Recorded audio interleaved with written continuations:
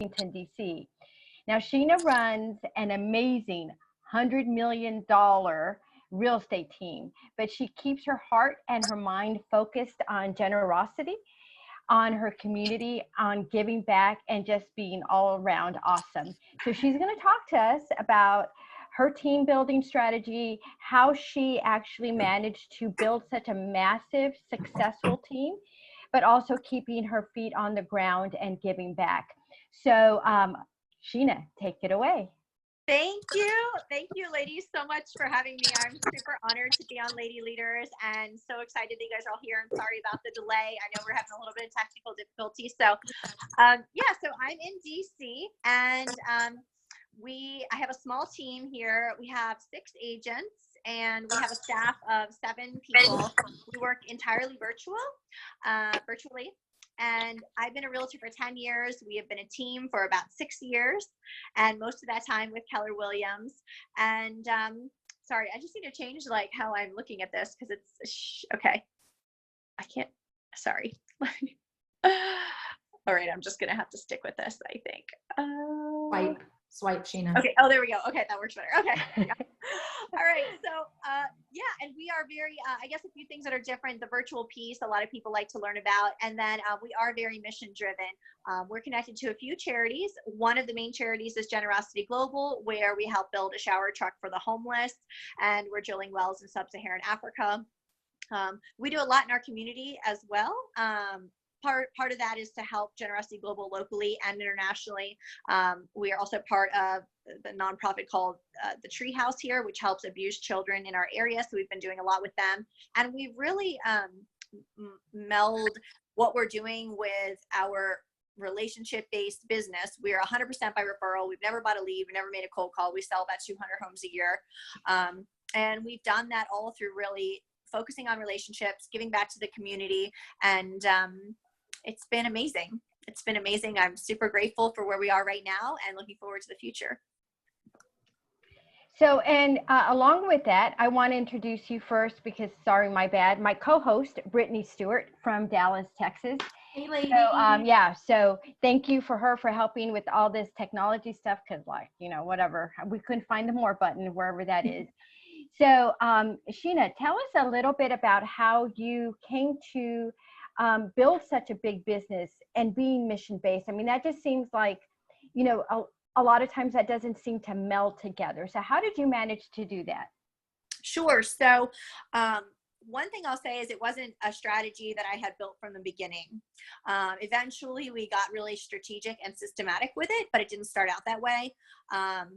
So I did grow up in a military family, which means, really seeing that level of sacrifice and community support growing up. I lived overseas. I moved 12 times before I turned 14. And every place we went, my father was in the Army, and my mom would start up her own little, I would call it her own little nonprofit. So if she found out that, there were troops who were having trouble with money, she would set up a desk somewhere and help them budget their checkbooks. So wherever there was a problem, my mom would look for ways to be valuable. So I think that's a pretty awesome place to start. I definitely say that I'm privileged, not because I grew up with a silver spoon, but because I grew up in a place where my parents really look for ways to do good. So I think that was really cool to grow up that way. And then I worked in nonprofit forever. And then about 10 years ago, lost my job. Just finished my master's in national security policy. I was $42,000 in debt, and I had a master's degree debt of $42,000, and I thought I better figure out something quick. And I thought, like a lot of people, why don't I just try real estate? And thank goodness it worked. It was a slow start, but what happened was I was, as I was making enough money to kind of survive, and then doing a little better and doing better than I'd ever done in nonprofit financially, I started to make donations to like the nonprofits I had worked for before and other ones that were special. And it was very sporadic, like a lot of folks, when it was a good chunk of money, $1,000, $2,000, more than I had ever thought that I could give to folks. And now we're in a position where we gave, $50,000 last year. I'm so grateful to be able to do that. But now it's a lot more strategic and systematic. And that started with about 4 years ago. 4 years ago, a friend of mine was holding a women's empowerment event in Baltimore, which is about an hour north of us in the DC area. And I went to the women's empowerment group and I met her. Her name's Erica Aquo and her husband, Rich Aquo. And they were telling me how they had been serving the homeless for the last 6 years. 6 years at that point. They'd been feeding them under the bridge. There's a major bridge highway in Baltimore. They were feeding and clothing and giving haircuts the second Saturday of the month. It's called Selfless Saturday. And they had been doing that every single Saturday, every single second Saturday of the month for 6 years, uninterrupted. And it had gotten to the point where it wasn't just the two of them by then. It was like 100 volunteers came out to serve hundreds and hundreds of homeless people. And they said, what we've learned is in Baltimore, it's really challenging to find a place to get a safe, clean shower that actually has soap and razors, as crazy as that sounds.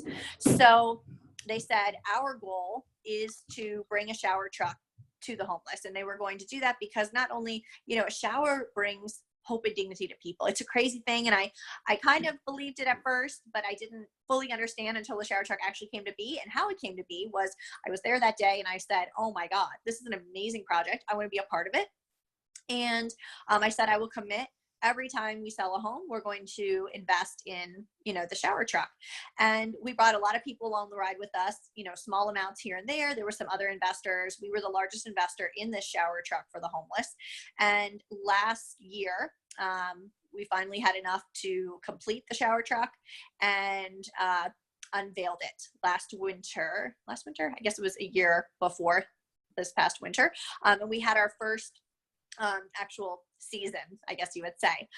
So we served well over 1,000 people, giving them showers. We got clean clothing, clean underwear, brand new underwear from the community, and all kinds of other things. And it has really, just getting to that point was pretty extraordinary because every person we talk to, we do a lot of agent referral business too. And part of the thing I would say to them is, look, we're different. And I think we're the best in our area for these reasons because we provide an exceptional client experience. And we really are, nerdy on the market. And we talk about all these things. And I said, oh, by the way, we're also working to build a shower truck for the homeless. So if you work with us, we're going to be investing in this. And so once it was built, it was really cool to go back to all those agents and say, hey, it's done. We did it. And now we're serving and thank you so much. And so now when we, our clients close on a home, we're sending them photos from the shower truck and saying, we're so grateful and want to let you know a little story about what happened today. And you're really changing lives. So that's really how we really got involved with Generosity Global. It was such a great opportunity. And now we're bringing a lot of agents on for the ride who are also drilling wells in sub-Saharan Africa. And we are also doing that sort of transaction based where we're supporting that. And what's so amazing about this organization is they move very quickly. It's a small organization, but they move very quickly to provide that impact. So if they say that they're going to do something, oh, we're going to go drill this well in 3 months, sometimes the turnaround is like 3 months. In 3 months, all of a sudden, you've helped a village of 2,000 people by spending only $10,000 on a well. And you've got those photos to show to your clients and say, look what you helped us do. Because it's not just me. I mean, I get a lot of the applause and a lot of the recognition, but I always go back to, it is the village. It is our team that is working so hard, from the staff to our agents, to everyone who entrusted us with the business, from clients to other agents, and everyone else who supports us here. So it really takes a village to make this happen. And it's been amazing. So Sheena, what I hear from you is not only are you growing your business just because you're a fabulous agent, you have a fabulous team, but because you're telling people that by giving you business, by referring business to you, you're also able to help this community. So that has helped you grow. Is that correct? It's true. And I think the other part of that is giving other people an opportunity to do good. I think so many people want to do good. I think there's a lot of people who are, I know there's chemical things too, but a lot of people are anxious nowadays. They're sad. They feel lonely. They feel like they don't really have a purpose. They're working all the time. They're busy all the time, but they don't necessarily feel like they have a purpose. And so by bringing them into this world that we are in, it's like they have purpose now. They know that every second Saturday of the month, they can go down there and they can help serve. They can come to the shower truck and, they can hug homeless people and they can clean the showers for them. I mean, a lot of us probably on this call, including me, I have house cleaners who come, but you know what? At least once a week, I am cleaning showers for homeless people, and my kids are too. I've definitely brought my kids into it. So it touches people's lives. I think that's been the coolest thing, is like, it's helped our business in many ways, because we're able to give people something more to care about. That's fantastic. That's really fantastic. Brittany, do you have any questions for Sheena? Unmute yourself. Sorry, I was trying to get us to go live. My technical, and I can only go so far. But Sheena, one of the things that I think, I hear your story, I love it. As agents, where do you suggest we start?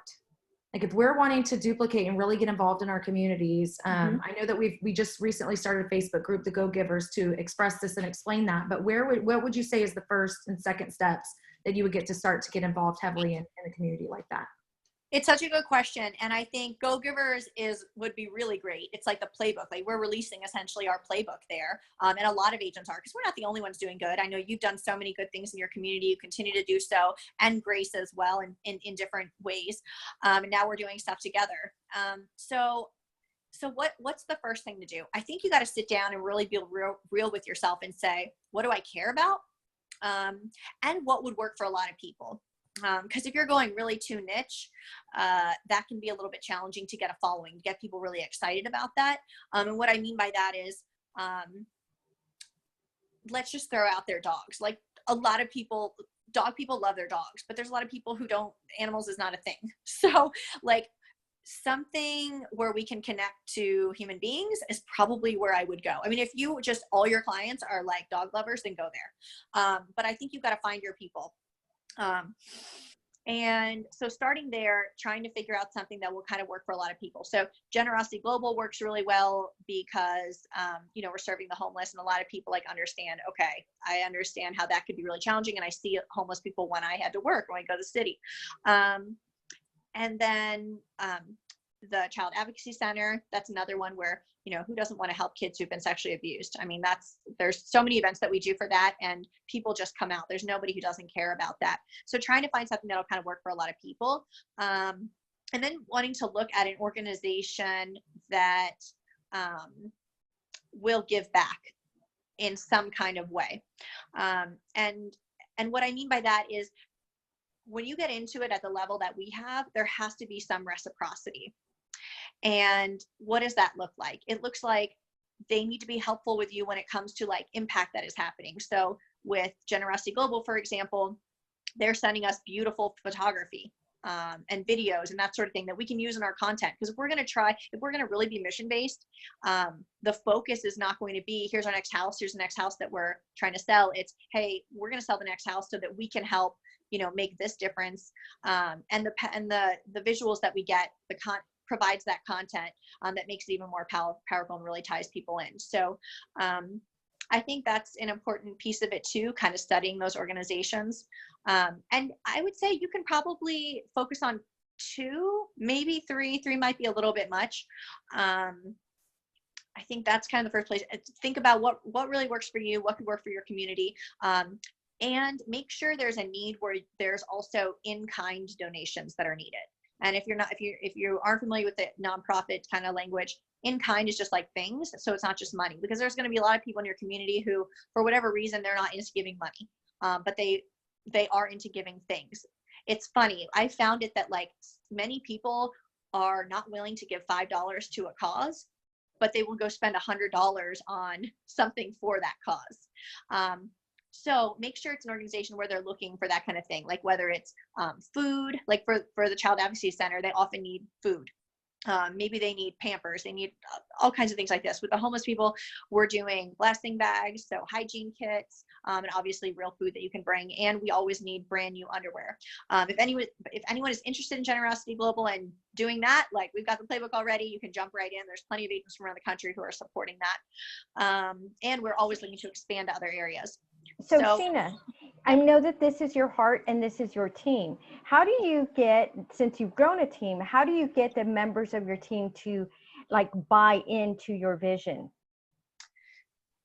You know what? That has been a bit of a struggle. that was a struggle for a little while.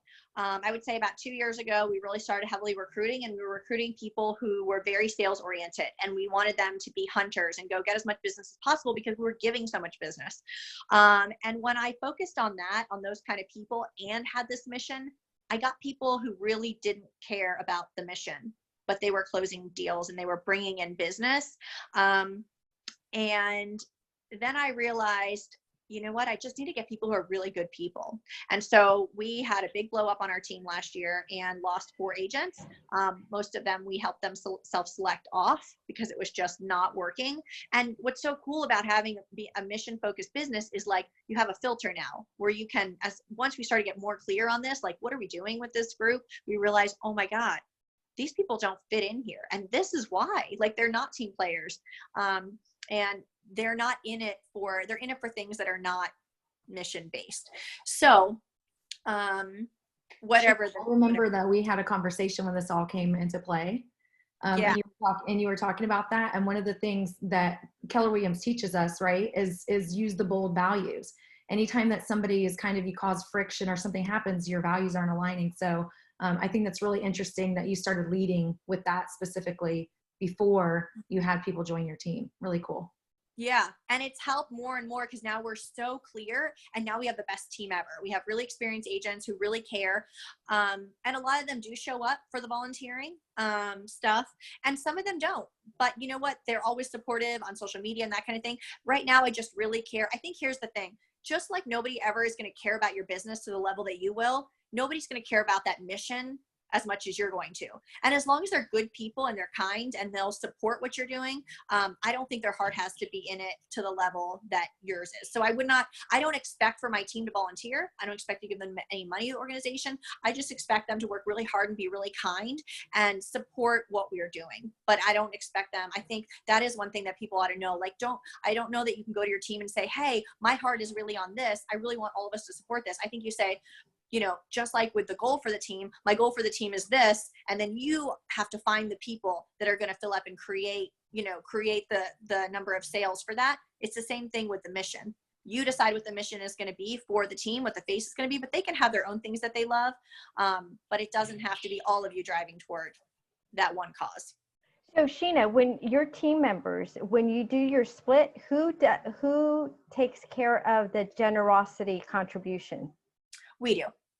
Yeah. Okay. So it's on your side. Okay. Yeah. Yeah. Exactly. Okay. Yeah. Yeah. We don't ask anything of them for that, but you know, I think it's a little, I don't know. Yeah. And it's been better that way. I feel like we've gotten more emotional buy-in that way when there's no pressure on them. And then people, they do give, you know, when they desire, but there's no pressure to do that. And I think here's the thing, that they're working so hard and closing all these deals that we're able to give more money. So they are contributing in that way, and they're sharing all of the Generosity Global stuff on social media. So I was going to say, you model that behavior, and then I'm assuming that everyone kind of jumps on the bus as well. Exactly. Yeah. Yeah. A couple questions real quick, Sheena. So Daniela said, are you mission-based? I think she's just asking us as a general statement, of course. Daniela is really big into giving back too, and has shared on Go Givers recently. And then Jen said, does your team contribute towards the cause, or does your split cover that? So we just covered that. So, great. So does anybody have any questions for Sheena?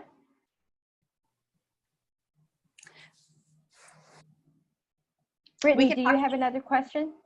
I was thinking about what you said about the mission, and as you grow, I think you're going to get people that are going to be super passionate about their stuff too. So I guess, you know, you're looking in general for someone who's a giver, right? Really, it doesn't matter about their lane, but they might decide, hey, I really like, you know, I don't know, dogs. And I want to contribute to getting dogs out of a pound or something like that. I'm just curious because I try to get everybody on the team to get excited, but it's always been my lane. Yeah, I think getting everybody excited about your cause is like, you know, like I said, expecting everybody to be excited about this big team goal when in reality, like we did try that for a while. We're like, you guys, we need to get to this number last year. And it just didn't work because that wasn't tied to what they were going to do. So if we focus, on, once again, focus on what it is they want, like they're trying to design their life. Like I'm not trying to design their life. So what's awesome about, I think what we've created is they can take my system and work for theirs. So if they love dogs, they can take exactly what we're doing. They can find that local charity. They can run events like we do. We have several women's empowerment groups, and we teach classes in there. We do all kinds of things that raise money for local charities. So they can throw their charity into there and raise money for them. They can use social media in the way that we do. They can use Facebook groups in the way that we do to get more support for their cause. When I teach, Sheena, would you say that your lead gen is actually doing like these kind of things other than like buying Zillow leads or anything like that? Is this how you and your team do lead generation? Yeah. So what I say in my class, I have this, as you know, this like 3 or 4 hour class that I teach on how we prospect, and I teach the whole system. And what I say in the beginning is we don't look for buyers and sellers. We just don't. We are looking for human beings to whom we can give value. So it's like a total mind shift change, I think, for a lot of people. If they haven't heard that before, that's kind of just something we realize, okay, this is what we're doing. Like sometimes, we move so quickly and we don't realize what exactly we did. And I think that's what we did. We see everybody as an opportunity to do good for, and potentially they're going to do good back for us and help and use us. And use us as their realtor. So I think, we have standards for our team as far as prospecting. It's posts on Facebook a certain amount of times each week. And then they're supposed to post in their Facebook groups. They each have their own Facebook groups. And a lot of what we put into those groups, some of them, they're holding our women's empowerment groups. It's about what are the opportunities that we're providing for charity today. How can we help anybody else in the community? We're also using Nextdoor. So we encourage them to use Nextdoor to put out any needs that are currently being requested. I use Nextdoor almost as much as I use Facebook. And again, we're not paying for Nextdoor. I'm just using it because it's such an easy way to get to the community and kind of share what's happening. So I can give a few ideas for what people could do to kind of get started, like a few things that we do. Yeah, tell me about Nextdoor though, because we have it here and it just kind of honestly got to be annoying because everybody complains about their, bad neighbor or whatever, at least what I saw. So tell me how you use that effectively. It's definitely there's definitely some of that. It's like every second person is like, somebody let their dog poop on our lawn. I'm like, oh my God, okay, we get it. So I think we as realtors have the potential. As we grow our businesses, we have more influence. So we need to figure out how we're going to, first of all, we need to recognize, especially as women, that we have influence. We need to have that awareness. We have influence, and how are we going to use that? We should use that for good. And we grow our networks, right? Like that's what we need to do. It's always database, grow your database. Think about it as growing your network and using that network for good. And that's what we're always thinking about. That's kind of our mindset. So for instance, about 4 years ago, I moved into the neighborhood I'm in now, which is a pretty nice neighborhood, white picket fence, tons of families. And there was nobody really creating community. Like I felt like that. And I thought, man, there's a lot of money in this community. And a lot of people here, a lot of people with energy, a lot of people who want to do good, but they don't know how. So I got this, as I was thinking about that, the shower truck for the homeless was kind of coming. And also I saw this thing on Facebook where this woman, Nina, had written, a woman has just come to the treehouse, a mother, she has 3 kids. They have nothing but the shirts on their back. They need shoes, they need formula, and they need this. And I wrote her and I'm like, oh my God, I will get these things for you. I will get these things for you in less than 24 hours. And if you need anything else, let me know. I will get it for you. Because I knew we had all these people who had so much to give and wanted to give. They just didn't know how, and they hadn't been asked. So that's how it really started. The treehouse, again, is a place where they help kids who have been sexually abused, and their families come there, and it's often a parent, right? So the parent who's not doing the abuse is also helped sometimes. So within a year, so I was the person that they would then come to, and I would get it out to our Facebook groups, and I would get it out to Nextdoor, and I would say, the treehouse needs this. And then it would be on my porch within minutes, within hours. And so I've been doing that for 4 years. People come and they just drop things off. They know I'm the place to go when we need something. And I've never had anything not filled. And then I thought I'd love to do like a bake sale. About 4 years ago, 3 or 4 years ago, I started doing this bake sale for Treehouse. And I tried all these ways of doing it. Like, oh, let me do it where they do the, what is it called? The farmer's market. But it was like all this red tape. That's another thing I think you realize, and you know this, Grace, you know this, Brittany, whenever you try to do good, somebody tries to mess. There's always somebody getting in the way or something getting in the way. And it's so frustrating. There's all this red tape. And I said, screw it. We'll do it in my front on my sidewalk. And if somebody wants to come arrest us, that's just fine. So we had it, and we raised, I think, $600 at that bake sale for the Treehouse. And the next year we raised double that. And the next year we raised double that. And the next year, and that's how it's gone. I mean, imagine a bake sale raising over $2,000. Also 3 years ago, we started doing father-daughter dance. So anything you can think of that's super fun and gets people together, just turn it into a charity event. That's what we've done. So now we sponsor this father-daughter dance. Doesn't cost very much. We always pay for it, or we have a lender help or a title company, and we have a father-daughter dance, and the tickets are $50 for a couple, and they come, and that all the ticket money, because it cost us like $600 to run the event. It's nothing. And the event last year raised $4,000, then we match it. So an $8,000 check to this tiny nonprofit, Wow. It can mean a lot. Yeah. Yes. And so it's almost too easy. It's so easy what you can do if you just, steal all those ideas, first of all. Here's the other thing I did, because people are always dropping stuff off for, I'll go to the shower truck, and, I go to the shower truck once a week, and I learn what we're missing, like what we need, we're out of, like, oh, we need men's deodorant. Okay. So then I'll put a call out, you guys, we need men's deodorant, anyone who feels like they want to donate. And they drop it off on my porch, and I have this, a flyer box like you do for listings. And I put that on, had that tied to my porch, and it has this flyer in it, these flyers in it that tell the story of how we got involved with Generosity Global. It has my picture on it. It has all my real estate information on it, and it acts as a receipt. And it says, save this, write down, what it is that you donated, and save this as your receipt for tax purposes. So now they're holding on to my real estate information. And people all the time say, there are other signs of agents in this, because I've only lived here for 4 years. There are agents who have lived here for 20 years. This area is the 4th highest per capita of real estate agents. It's, the price point is nice. The average price point is like $500,000 for us, but it's also, it's one of the most competitive places. Within, I would say, 3 blocks of me, there are probably 5 agents who sell 200 homes a year. So It's very competitive. My kids' 2 best friends are both top producers. So they're everywhere. But you know what? We came in, I was like, well, we're never going to farm this place. I don't send postcards. And I was like, why would we do that? They're spending so much money, but we are taking market share because we came in underneath. We started a Facebook group where we're providing value, and we're providing value in this way by giving all these people an opportunity to do good with us. That is amazing and brilliant. That flyer box is brilliant, Sheena. We all have one. We already have them. I know we do. Yes. Sheena, So you've given me inspiration to go back to Nextdoor and see what I can do there. Just change it up. Like, you are going to make that the best place to be on Nextdoor. Yes. Yeah. Tell me a little bit about your Facebook groups. Yeah. So I got to give a shout out to Nikki Klein for giving me that idea, because I was doing a lot of my own Facebook. That had been really powerful for me, using my own Facebook. And then she said, hey, how about if you do like a Facebook group? So I started that like 4 years ago. And in there, it's pretty typical Facebook group. It's a closed group. You have to, answer some questions to get in. And then every day I'm bringing value. So I'm posting probably 5 times a day.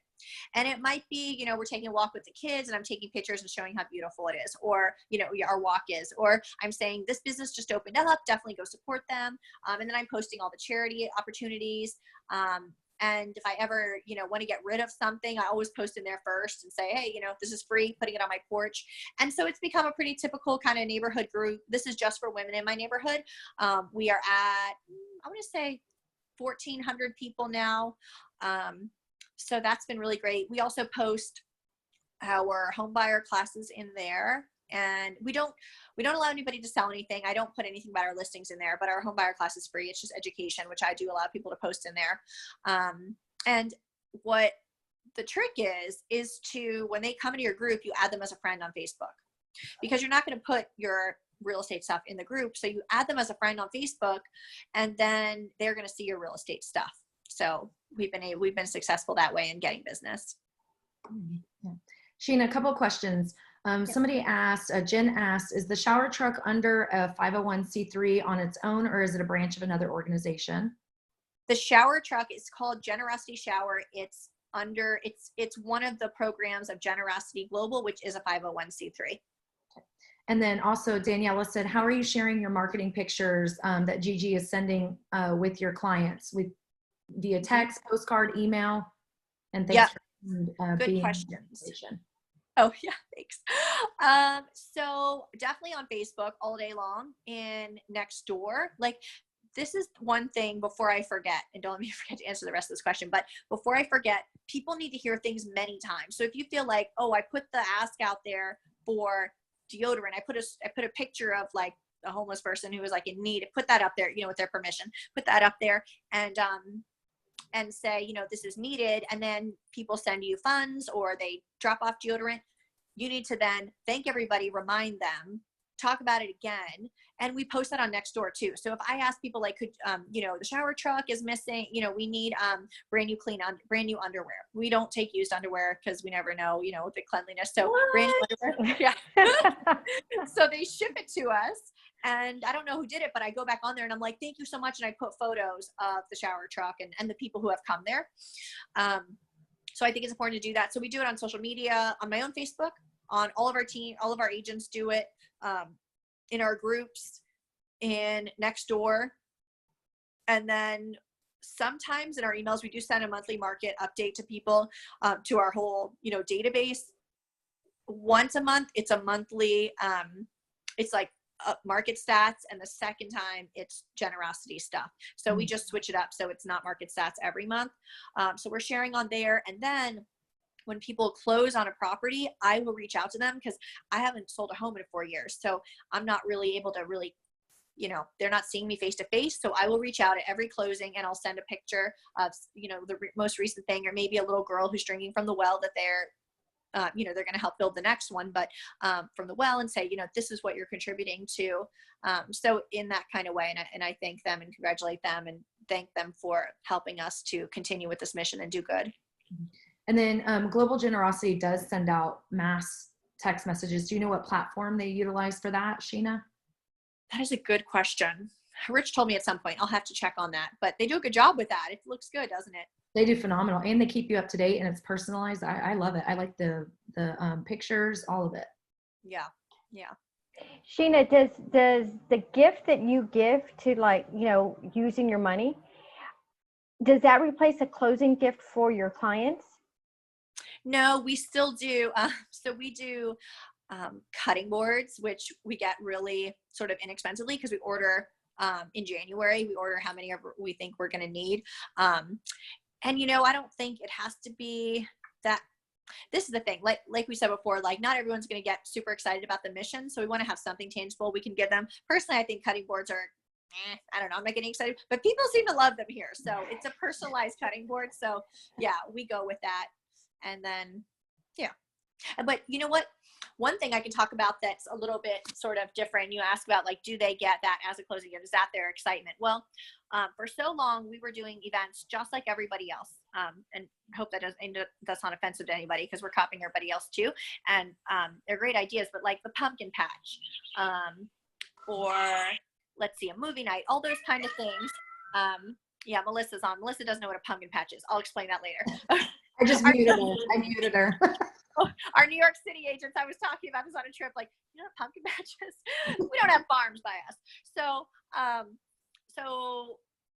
we did all these events, but it was like everybody would come to the event, they would have a good time, and then they would leave, and they didn't feel anything. They weren't connecting with people. So last year we had what we called our first social impact event, and people came, and it was more people than we've ever had show up for an event. And we told them ahead of time, we want to show you everything that we've been able to do because of you. So we had more people show up than ever before. It was kind of like a club atmosphere. It was darker. We had food and we had music at the end, and people were dancing. A lot of these people they're very well off, and have very important jobs. And they were dancing like it was, back in the 90s. It was awesome. People just had so much fun. But I think they felt themselves, and they really felt part of a family, because the way we set it up this time was we had these large like photos that they were, I don't know what you call those, but it's like when you go to a gala and it's like 10-foot signs, and it showed like women going to get water in Africa, and they were actual signs from the villages, like photos from the villages that we had been working in. So when you come in, you already got that feeling like it was almost like going to a nonprofit gala. So they came in and they're seeing all that. And then Rich, who is the head of Generosity Global, went up there, and he's like the keynote speaker, and he thanked everybody. And he said, because you guys supported Saydam Properties Group, they were able to do these things and save all of these lives and change people's lives forever. And at the end, he said, I've just passed something out to you. If you all could open that up. And they opened it up, and it was a little girl who was drinking out of the first well that we had ever built.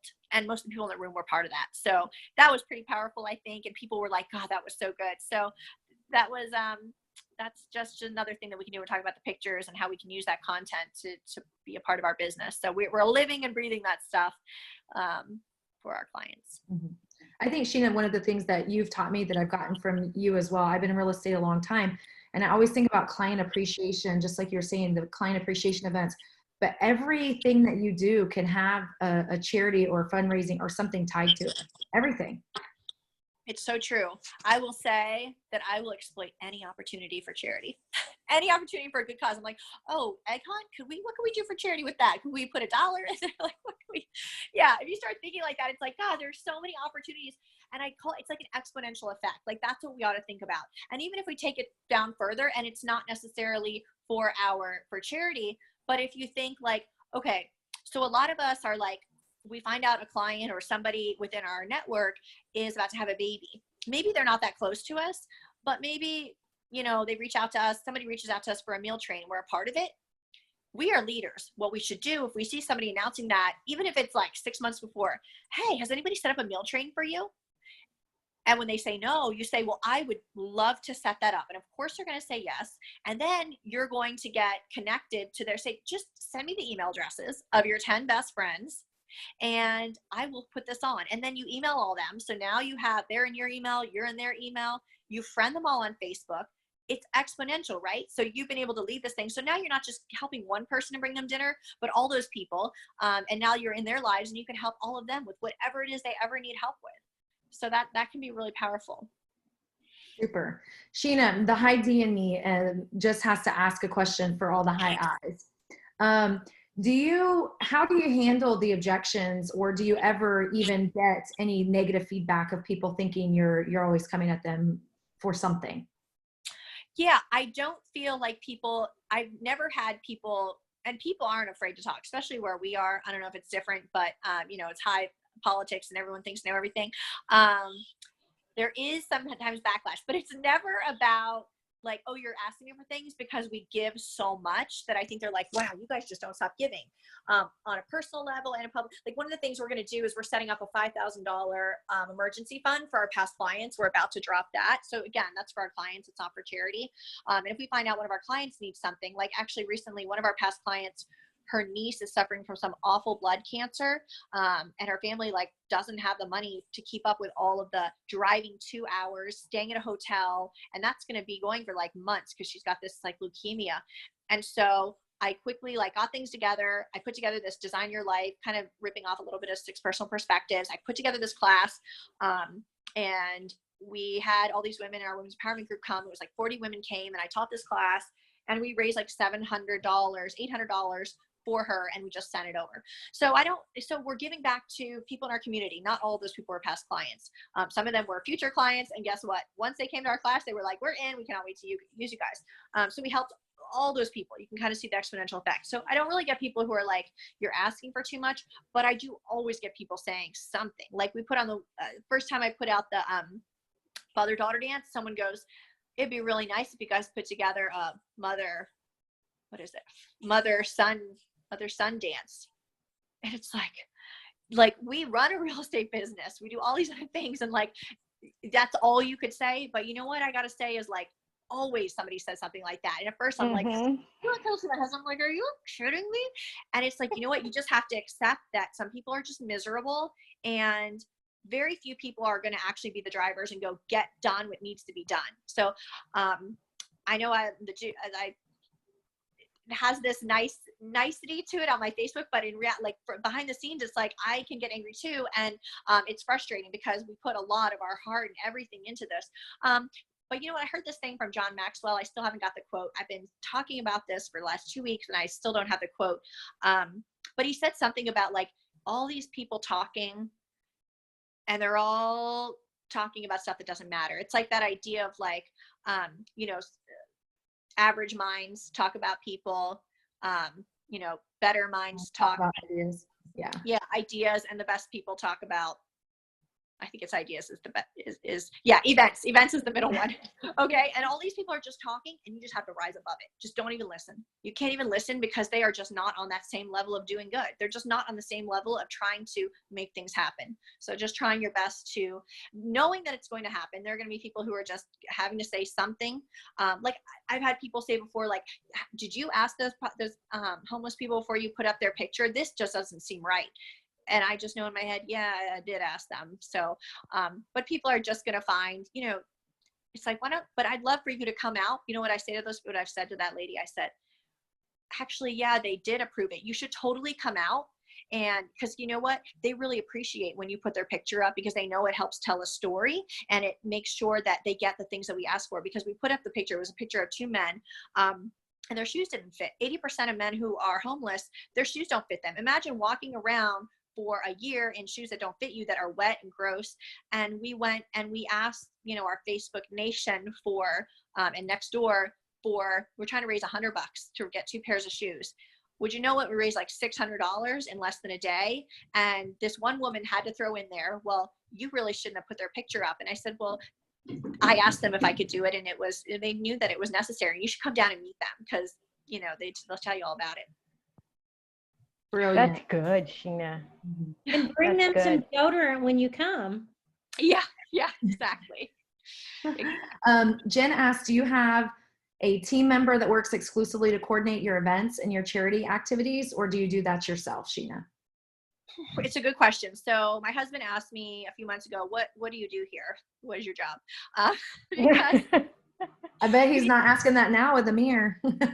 That's true. I am like full-time, part-time stay-at-home mom, while he's like, so my husband handles all the listings, and he's kind of the COO, and I'm the CEO. And so I come up with all the ideas, and he says 99% of the are garbage, and 1% is like genius. So, you know, I got to keep working. So there's that part. And then I help coach the agents, and it has become a lot. We do so many events. I mean, we probably do 2 to 4 events, 3 to 4 events every single month. And they're not like massive events every time, but it is something we have to coordinate. So I have an amazing executive assistant, and we could talk about the whole virtual thing, because all of our entire staff is virtual. They're stationed throughout the country, Army spouses. But she helps a lot with like getting the event right up and that kind of thing. And then for on the ground, I have somebody actually who lives near me. She's a past client. She was like, Miss, you know, every Thursday night, we're gonna have a ladies' night. Like, she was already doing that. And I'm like, gosh, and she was a stay-at-home mom. And I'm like, are you looking for like a job? Like a little, like not, that sounded terrible. Like, are you looking for a little bit extra income? Because what you do now, like, we could really use that. So we pay her by the hour, and she does set up things. Like, she's the one in person to set up events, and she's like super creative and crafty and does all the things that I don't know how to do. And she's highly organized. So yeah, we do have somebody now who we pay by the hour. That's awesome to know, leveraging that out. Yeah. So Sheena, you said something interesting. All your assistants are virtual, and they're military spouses? Mm-hmm. Yeah. Yeah. It's been, so this transition hasn't been too difficult. I mean, I'm used to not showering because I'm home all the time, and our virtual people are home. And you know what I've come to realize, and I'll tell you how we got there, but I've come to realize, I feel like I have to say this, that we always talk about Keller Williams, like, design your life. But do we really think that much when it comes to our staff? Do we really care and respect them enough to think they should be able to design your life? because honestly, if we're having them drive in, at least around here, traffic's horrible. If we're having people drive an hour into work, they got to go get their kids somewhere first. They're driving an hour in, and then they're driving in awful traffic at least an hour back, and we're forcing them to sit in an office for 8 hours. I mean, that may work for some people, but I feel like I always felt like I never wanted to do that. And some people are just office people and they like to do that. But for me, I was like, oh, especially when you have a family, it's like there's all these things that come up and you want to be there for your family. So could we help people design a life could we help these people design a life? And it's worked really well. And I think we have amazing, amazing culture on our team, even though we're all virtual, and I haven't in person met any, but maybe 2 of the actual people in real life. And there's a lot of reasons why it works. But I think the biggest reason why it works is most of the time we don't care when they do their work, we just want them to get it done. And so if they need to take a day or 2 off, or if they need to go to their kids, Valentine's Day party, if they need to go to their kids' soccer game, if they need to take off every single day at 4 o'clock to go handle that, I don't care. Like, I don't even need to know about it. My assistant, like, for first of all, she's like, I just want to let you know. I'm like, I don't care. Go take them to the doctor. Like, I don't need to know all the stuff that you're doing as long as you get your work done. And what is created is these people who like love their lives. They get their work done. If I call them at midnight, they will pick up the phone. I don't normally have to do that, but they will, because they're super loyal and they love that they have this flexibility. They know if they're not having to work 2 or 3 hours in the middle of the day, then yeah, they're going to have to be working at night. So it started with, I was a solo agent and I felt like I was overwhelmed by the administrative piece. I wasn't doing that many deals. I just am overwhelmed by administrative stuff. So I went out and looked for a virtual transaction coordinator. And there was this company that ended up being super shady, but they hooked me up with this woman named Callie, who was like 15 years old. She wasn't 15. She was super young. She's only like 27 now, and she's the head of our operations. She was super young, maybe like 20 something. She'd been in real estate already longer than I had been, and she'd been working as a transaction coordinator. And this was a way for her to get like on a team. And then she was doing extra work, just doing like, for other agents through this company, and the company really cheated us all. And so by the end of 1 year, we all ended our contracts and we took her with us. And from there, in the last 6 years, she has grown to be our director of operations. She has hired the 2 to 4 TCs that are under her. And she runs the operation. She's coming up with new systems. We have like over 700 documents worth of systems and templates. And she's been a large part of making that happen. She now helps to coach our agents. And it's been amazing. And wherever they go, they still have a job, right? Doesn't matter where they move, they have a job. And that's a really important thing for a military spouse. I know when my mom was in the military life, it wasn't the internet like is around today. That wasn't a possibility. She didn't have a job because we were constantly moving. So I think this is a pretty incredible opportunity for some of them. They're making more than their husbands. That's what I'm most proud of and excited about. And, they're part of our book club. They're going to trainings. Callie's gone to a ton of trainings. It's just really helped them to create sort of the lives that they sort of probably never dreamed of, which I think is pretty cool. Grace, do you think that we can convince Sheena to come on another ladies' night with us and talk about her virtual systems? Yes, please, Sheena. Sure. I got to bring Callie with me because she's definitely better with That's what I was going to say. Get the babysitter for Callie and get Callie on here. That's the true star. Yes. No, really. I'm like, what's my password again? Like, I think I email my administrative assistant 4 times a week for my passwords. Yeah. And Sheena, you're getting lots of accolades and kudos here. Jen said, thank you so much. Stephanie said, it was so good to see you. And I'll let you read the general comments, but for time's sake. Ada said, is it just me or is it everyone? This webinar is like wow after wow after wow. Truly remarkable. Nicole said, Sheena's always a wow. And Yara said she loves the concept of hiring military spouses and creating your staff's life by design. So yeah, I think that would be awesome, Sheena, if we could get you and Callie. And Melissa said, thank you, Sheena, always good to see you. But if we could get Callie back too, I think that would be amazing, Sheena, because you can tell you have a heart of gold in and out. And thank you for always being so open and sharing. I know you and I have had several conversations where I'm like, oh my, I would have to wrap my brain around that 14 million times. And you always say it's always for the better good of whatever you're doing. So I have mad admiration for you as well. So as do these ladies. Yes, thank you, Sheena. Thank you. Thank you. Thanks for letting me be And part of this. ladies, we are so sorry that we started a little bit late, but I did promise we'd stop at 9. We'll get our act a little bit more together next time, right, Brittany? It was my fault. I'm sorry. It's really Zoom's fault. It is Zoom's fault. They do changed have- stuff. Yes. If you have a Zoom webinar coming up and you think you're all ready and you try it out, try it like 2 minutes before you start. So thank you so much for your patience. Yeah. I'm going to pop it Yeah. up as a watch party on Lady Leaders, and make sure that we bug Sheena enough, PM her from DC to make sure to say, please come back, Sheena. We love having you. Yes. Thank you, ladies, so much. Have a Thanks, good night. Sheena. Thanks, Thank Lady you, Leaders. Sheena, so Appreciate much. you. Thanks, Brittany. Thank you, Melissa. Bye. Bye. Thanks, Sheena. Grace. Bye. Okay.